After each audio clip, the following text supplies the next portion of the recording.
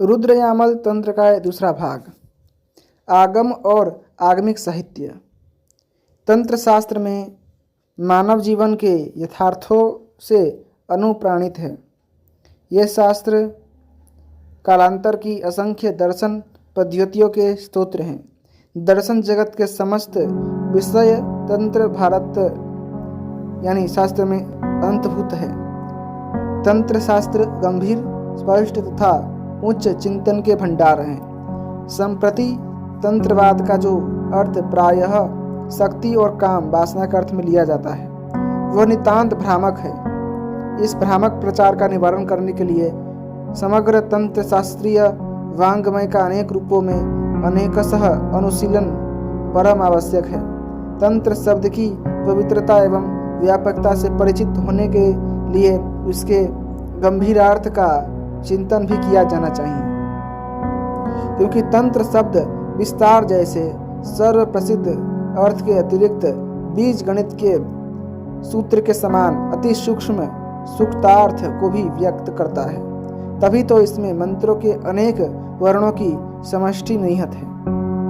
मानव जीवन के मनोभाव तथा आत्म कल्याण के समस्त क्षेत्र से संबंध व्यावहारिक प्रयोगों के सौम्य साधन इसमें विद्यमान है। मनोवैज्ञानिक स्वस्थता, मानस प्रभुत्व, व्यवहार, विनम्रता, शुद्धता, शारीरिक आकर्षण तथा विविध तापों की निवृत्ति पूर्वक मोक्ष मार्ग का प्रकाशन तंत्रों का मुख्य लक्ष्य रहा है। किंतु गुप्त रहस्यों को गुप्त सांकेतिक भाषा में कहने की इसकी परंपरा है। इसलिए उलट वामसियों की तरह तंत्र शास्त्रों में भी यंत्र तंत्र जैसे कथन हुए हैं, जिनका व्यवस्थित तात्पर्य परंपरा सहित ज्ञातव्य है। महर्षि अरविंद ने यह ठीक ही कहा है कि तंत्र व्यक्तित्व के विकास में निहित विभिन्न प्रकार के वैशिष्ट्य तथा पद्धतियों का एक ही भाव है। इस प्रकार तंत्र शास्त्र के समन्वित साहित्य में प्रथम स्थान आगम को प्राप्त है। यह भी कहा जाता है कि तंत्र शास्त्रम प्रधानम विद्या विभक्तम आगम यामल तंत्र भेदतः। अतः आगम के संबंध में कुछ विचार यहाँ प्रस्तुत हैं। आगम शिव के मुख से आगत यानी गिरजा के मुख में गत और विष्णु के द्वारा सम्मत होने में सर्वमान्य हुए हैं। आगमों की मान्यता संपूर्ण तांत्रिक वांग्मय में आदि और आर्ष ग्रंथों के रूप में व्याप्त है। वैदिक साहित्य के समान ही आगमों की उत्पत्ति भी देवी मानी गई है। यदि वेद ब्रह्मा के उच्छ्वास हैं, तो आगम भगवान शिव के उच्छ्वास से प्रादुर्भूत हैं। अज्ञावस्तु समन्तांच गम्यत इत्यागमो मतः। इस तांत्रिक परिभाषा के अनुसार सभी ओर से कर्तव्य कर्मों की आज्ञा रूप वस्तु की प्राप्ति होने से आगम कहलाते हैं। आगमिक साहित्य यद्यपि बहुत क्रम प्राप्त होता है, तथापि उसके बारे में अनेक विद्वानों ने भिन्न भिन्न ग्रंथों से जो कुछ स्वरूप प्रकाशित किया है, उसका सार इस प्रकार है। आगमिक साहित्य शैव और शाक्त आगम शिव के पंच मुखों से निश्रित ही माना जाते हैं। ईशान, तत्पुरुष, सध्योजात, वामदेव और अघोर शिव के 5 मुख हैं। इन मुखों से क्रमशः सिद्ध, आनंद, इच्छा, ज्ञान और क्रिया ये 5 शक्तियाँ प्रकट होती हैं। सदाशिव के पंचमुख के संगठन से भेदाभेद तथा अभेद दशाओं का आविर्भाव होता है। महेश्वर की भेद प्रधान 10, मेधाभाव प्रधान 10 और अभेद प्रधान 64 अवस्थाएं मानी गई हैं। यही अवस्थाएं आगमिक साहित्य को जन्म देती हैं।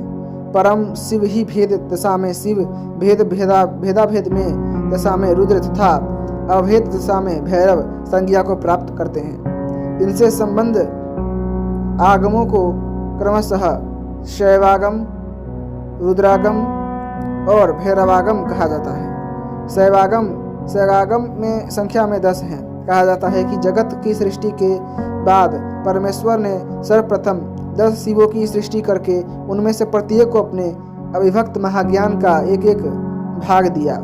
इन मूल शिवागमों की संख्या तथा नाम इस प्रकार हैं। प्रथम कामिकागम, 10 शिवों में सर्वप्रथम नाम है प्रणव शिव।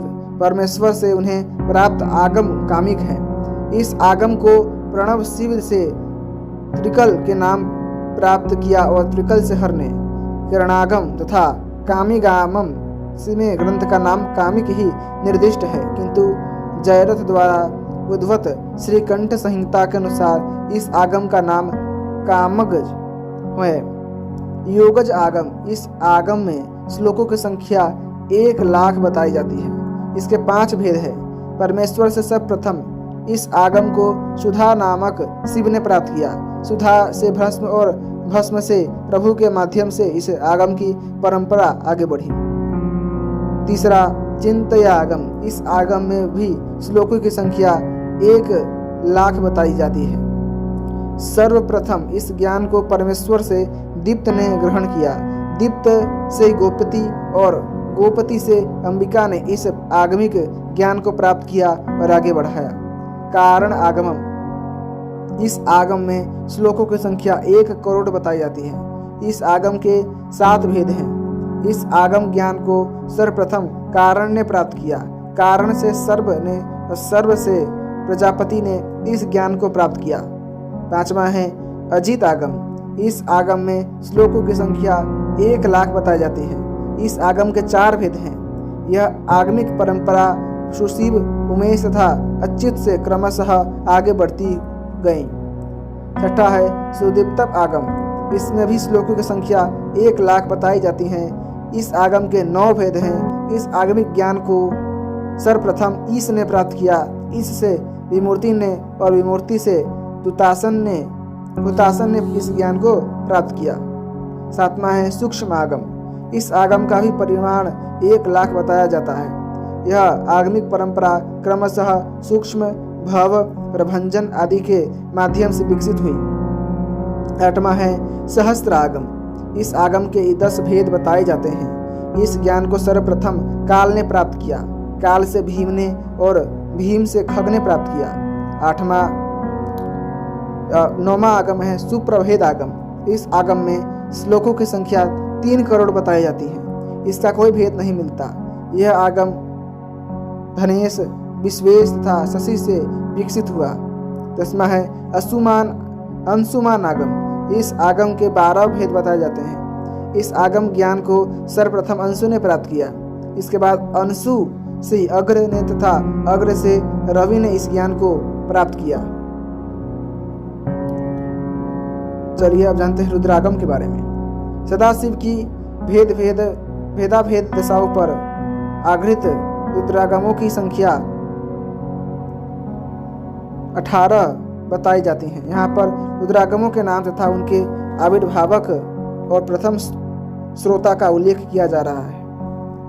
विजय अनादि रुद्र परमेश्वर, निश्वास दशार्ण शैलजा परमेश्वर, रूप उष्णा, प्रोदगीत शूली कवच, मुखम्बिंब प्रशांत दधीची, सिद्ध बिंदु चंडेश्वर, संतान शिवलिंग, हंसवाहन नरसिंह, सौम्य नरसिंह, चंद्रांशु अनंत, बृहस्पति, वीरभद्र सर्वात्मा, वीरभद्र महागण, स्वयंभूव निधन पद्मज, विरक्त तेज बृहस्पति, कौरव्य ब्रह्मापोष नंदिकेश्वर, माकुट या मुकुट शिवारुक्य या ईशान महादेव ध्वजाश्रय, किरण देवपिता रुद्रभैरव, गणित आलय हुतासन, आग्नेय व्योम शिव, बातुल।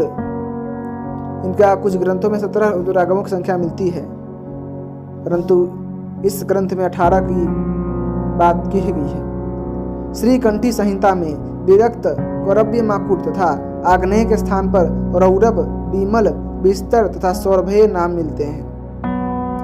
रुद्र भेद चूंकि द्विविध है, इसलिए संपूर्ण रुद्र ज्ञान 36 आगमों में विभक्त मालूम होता है। 10 शिवागमों को लेकर उनमें पुनः द्विविध रुद्र भेद का उपयोग करने पर शिव की 30 भेद दिशाएं हो जाती हैं और इस प्रकार संपूर्ण सिद्धांत ज्ञान को संख्या 66 मानी जा सकती है। निश्वास संहिता में रुद्रगामों की केवल 17 संख्या दी गई है। निश्वास, स्वयंभू, बातुल, वीरभद्र, रौरव, मुकुट, विरस, चंद्रहास, ज्ञान, मुखबिंब, मुख प्रोदगीत, ललित, सिद्ध, संतान, सर्वोदगीत, किरण और परमेश्वर। इसी प्रकार 10 शिव आगमों के नाम इस प्रकार दिए गए हैं। कामिक, योगज 10 शिव आगमों के नाम इसी तरह हैं कि दिव्य, कारण, अजीत, दीप्त, सूक्ष्म, सहस्त्र, अंशुमान तथा सुप्रभेद। उक्त कुल 28 आगमों का आविर्भाव शिव के 5 मुखों से बताया जाता है। पहला सद्योजात, कामिक, योगज, चिंत्य, कारण, अजीत। दूसरा वामदेव, दीप्त, सूक्ष्म, सहस्त्र, अंशुमत, सुप्रभेद। तीसरा अघोर, विजय, निश्वास, स्वयंभू, आग्नेय, वीर। चौथा ईशान, रौरव, मुकुट, विमल, चंद्रकांत, बिंब। पांचवा तत्पुरुष, प्रोदगीत, ललित, सिद्ध, संतान, सर्वोक्त, परमेश्वर, किरण और बातुल। इन 18 रुद्रागमों के 168 विभागों की चर्चा भी कहीं कहीं मिलती है। अब भैरवागम के बारे में जानते हैं। परम शिव की अभेद दशा से 64 प्रकार के भैरवागमों का आविर्भाव माना जाता है। शिव के दक्षिणी वस्त्र का नाम योगिनी है, जो शिव का अद्वय रूप है। अन्य वस्त्रों में प्रत्येक के उद्भवोन्मुख, उद्भूत, तिरोधान्योमुख तथा तिरोहित आदि 44 रूप हैं। इस प्रकार इन 4 वक्त्रों के कुल 16 रूप हैं। चारों वक्त्रों के अंतर्लीन होकर परस्पर मिलने से 64 प्रकार की अद्वय भैरव अवस्थाएं प्रकट होती हैं। जब योगिनी वक्त्र में एक ही समय में अन्य 4 मुखों का लय होता है, तब भैरवागमों का आविर्भाव होता है। कौल मार्ग शिव की अद्वय दशा से संबंध है। यहाँ शिव और शक्ति का ऐक्य स्वीकार किया जाता है। 64 भैरवागम कौल मार्ग से संबंध है। वे इस प्रकार हैं। पहला भैरवाष्टक, स्वच्छ, चंड, क्रोध, उन्मत्त, असितांग, महोक्षुष्म, कंकालीस। 8वें का नाम नहीं मिलता। दूसरा यामलाष्टक, ब्रह्मा, विष्णु, शक्ति, रुद्र, अथर्वर्ण, रुरु, वेताल, स्वच्छंद। तीसरा माता खापाष्टक, रक्ताख्य, लंपाटख्य, लक्ष्मी, मत, चालिका, पिंगल, उत्फुलक, विश्वाध्य। चौथा मंगलाष्टक, भैरवी, पिचुनतंत्र, समुद्भव, ब्राह्मीकला, विजया, चंद्राख्या, मंगला, सर्वमंगला। 5वां चक्राष्टक, मंत्र, वर्ण, शक्ति, कला, बिंदु, नाट, गुह्य, खचक्र। 6ठा शिखाष्टक, भैरवी, वीणा, वीणामणि, सुन्मोह, डामर, अथर्वक, कबंध, शिरच्छेद। 7वां बहुरूपाष्टक, अंधक, रुरुभेद, अज, मल, वर्णकंठ, बिडंग, ज्वालीन, मातृरोदन। 8वां बागिष्टाष्टक, भैरवी, चित्रिका, हंसा, कादंबिका, हल्लेखा, चंद्रलेखा, विद्युलेखा, विद्युन्मान। ये 64 भैरवागम तथा शिवागम की 5 संहिताएं शाक्त आगमों के अंतर्गत स्वीकार की जाती हैं। सनमोहन तंत्र अध्याय 6 के अनुसार तो शाक्त तंत्रों के अंतर्गत 64 तंत्र, 347 उपतंत्र, यामल, डामर तथा संहिताओं को भी स्वीकार किया जाता है। तो यहीं तक हम इस ग्रंथ के दूसरे भाग का समापन करते हैं। यदि आपको यह तंत्र ग्रंथ का जो भी मंत्र है, विधि है, कथा है पसंद आ रहा है, कृपा करके वीडियो को लाइक करें, चैनल को सब्सक्राइब करें और अपने दोस्तों के साथ शेयर कीजिएगा। धन्यवाद। जय श्रीमान नारायण, जय माता गौरी, जय भगवान शंकर।